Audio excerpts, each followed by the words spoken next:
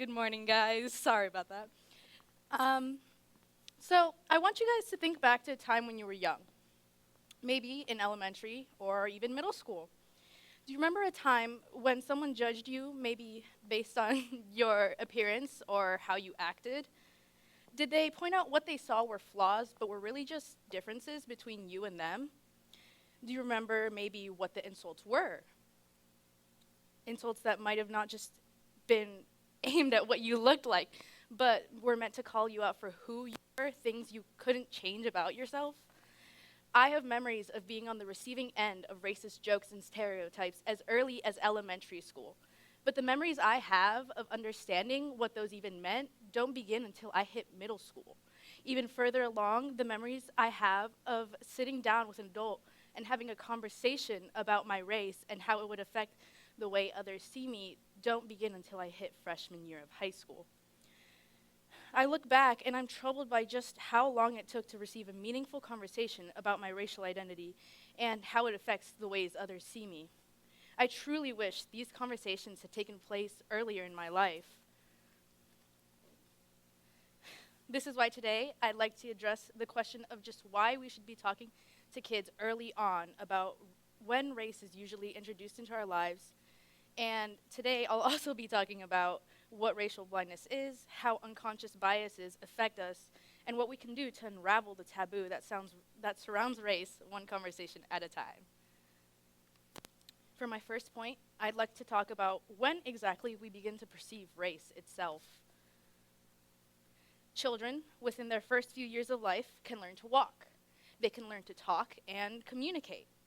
They take information they observe and commit it to their personality and their mannerisms. Because if their parents or peers are acting this way, then, of course, it must be the correct way to behave.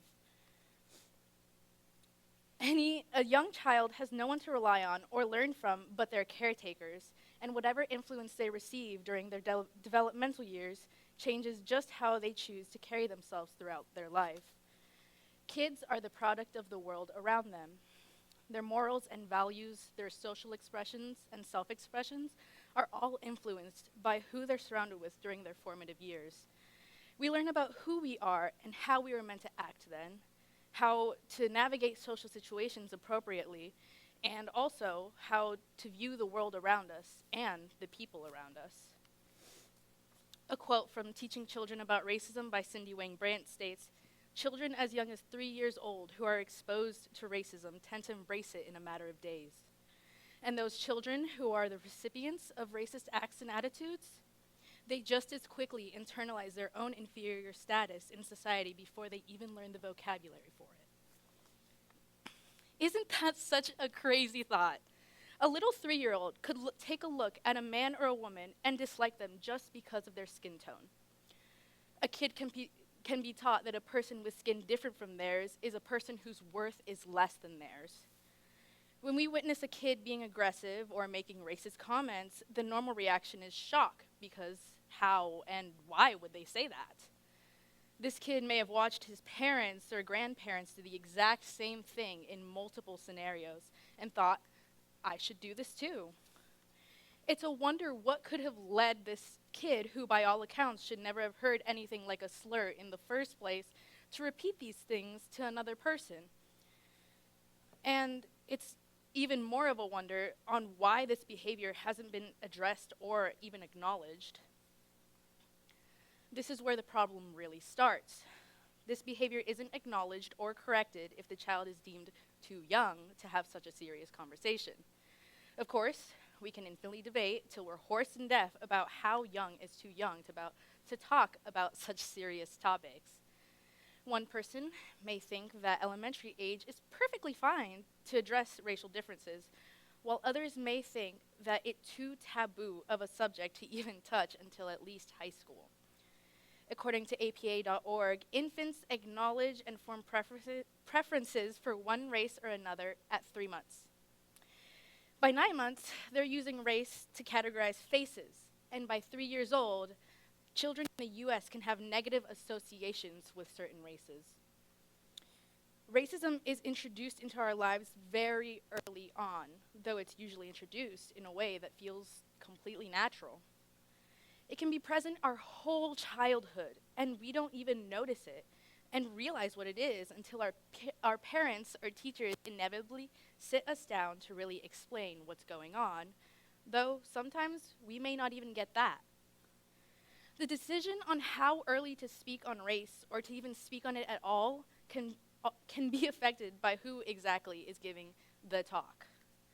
According to a study done by researchers from Stanford University, when compared to white parents, black parents are more likely to have talks with their children about racism and racial identity, with special focus on racially motivated crimes. By comparing survey results of 500 black and white parents before and after the death of George Floyd, they discovered that black families had a positive increase in discussions due to rates of rising concern for the safety of their kids, compared to the decrease in conversations about race inequality and racial identity among the white parents. This brings me to my next point, racial blindness. The white parents in the survey had a decrease in conversations involving race, and instead blanketed the subject by simply saying everyone is equal, regardless of race. While a wonderful thought, realistically, this isn't possible in our current society. Racial blindness is defined by Fitchburg State University as the racial ideology that posits the best way to end discrimination is by treating individuals as equally as possible, without regard to race, culture, and ethnicity. This encourages us not to see a person's race as a part of them, essentially severing what is a major part of what makes us unique. You cannot simply stop being white or black or Hispanic or Asian and you cannot just look past a person's culture because our culture is what helps shape us as individuals. Simply saying that everyone is equal regardless of race is only contributing to the problem, because it's an untrue statement, no matter how nice it is. By not acknowledging that people are all so very different and unique and that they all face different struggles, they're also discouraging the effort to speak about race and problems people face because of it. When you choose to be blind to race, you're also choosing to ignore the history of abuse and the present traumas people face due to structural and systemic racism.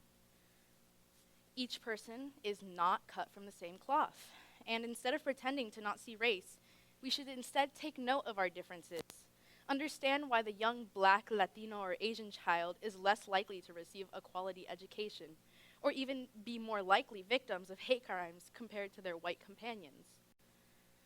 Dr. Martin Luther King Jr. said in his famous "I Have a Dream" speech that he wished for his children to one day live in a nation where they will not be judged by the color of their skin, but by the content of their character. Oh dear. There we go. This became one of the most quoted lines when it comes to supporting equality of all. However, when put into practice, it has unfortunately become one of the ways people justify ignoring race and racism altogether. Even as talks about race and racism have increased, 2 experiments run by researchers from Tufts University and Harvard Business School led to the realization that often white individuals will avoid talking about race altogether in order to avoid being viewed as racist themselves.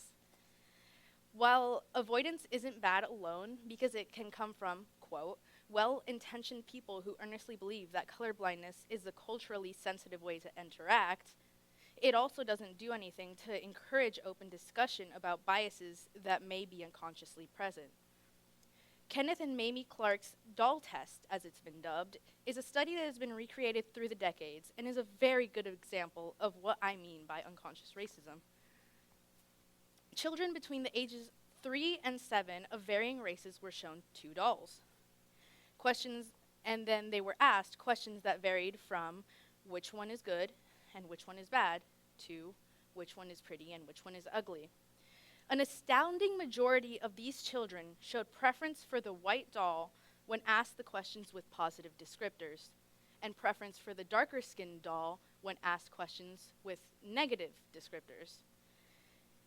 By associating negative traits with the black doll It reinforced the idea that if you are a person of color, then you're bad or ugly.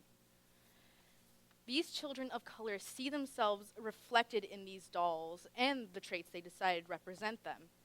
By not acknowledging the fact that we may be unconsciously biased and applying stereotypes to different races, we impose those thoughts onto the younger generations, who not only spread those thoughts to their peers, but also internalize these stereotypes into their own self. How are kids, and really anyone, supposed to achieve their greatest potential in a world that puts them down at every opportunity? Being on the receiving end of any sort of negative stereotype is a horrible thing to experience. It wrecks your self-esteem, and it's terrible that young children are already committing these thoughts to truth. So, if racism is such a problem, how can we fix it? Well, the realistic answer is we can't.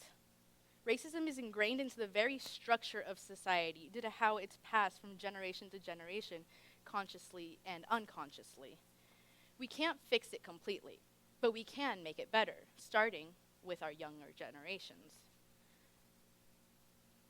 One way we can begin to make a change is to not avoid talking about race. If your sibling or kid asks you a question, then just answer it to the best of your ability. Don't tell them not to worry about it, and don't brush them off with an everyone is equal statement, because you'll only show them that racial differences as a whole are something shameful and that shouldn't be discussed. By engaging in conversation with them and not shying away from their questions, we encourage them to not be afraid of asking these questions. I understand that it may be uncomfortable to talk about race in general, even more so to children, and that's perfectly all right. You don't need to start with the big talk right off the bat. Doing little things like letting them know it's okay to be different and that it just makes them all the more special is a great way to start. Some children's books that gently help introduce kids to this idea are a great starting point as well, because they allow you to slowly transition into teaching them about the specifics of what makes everyone different. Todd Parr's The Kindness Book is one of those great books, and it focuses simply on being compassionate to others and to yourself.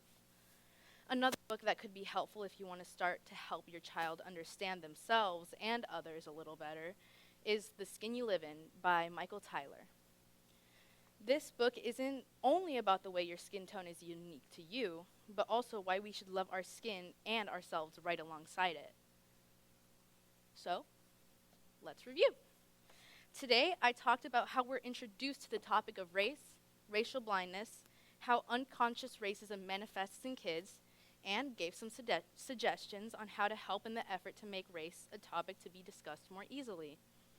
We need to begin the process of talking to the younger generations about racism and removing the stigma that comes with these conversations, because no matter what we may want to think, these kids do understand that not everyone's the same. And the sooner we begin to dismantle the idea that race shouldn't be talked about, the sooner we can progress to true equality. Thank you very much.